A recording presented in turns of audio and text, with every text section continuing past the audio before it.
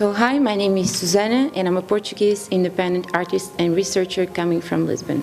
My research is inspired by contemporary art that seeks to reverse computational principles through the mediation of human execution, reinterpreting ideas from the artistic vanguards of the 1960s and recontextualizing them within the contemporary fields of interactive and generative art.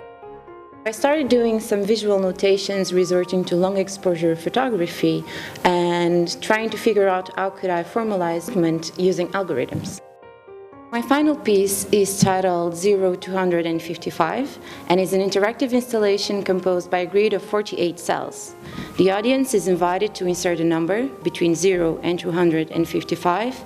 and the system converts that number into a binary number that is graphically represented as a pattern of black off cells or white on cells that define the rules the participant must execute. And for this, I resorted to one-dimensional cellular automata, which are simple programs that can generate complex and unpredictable behavior and thus be seen as minimal examples of emergence.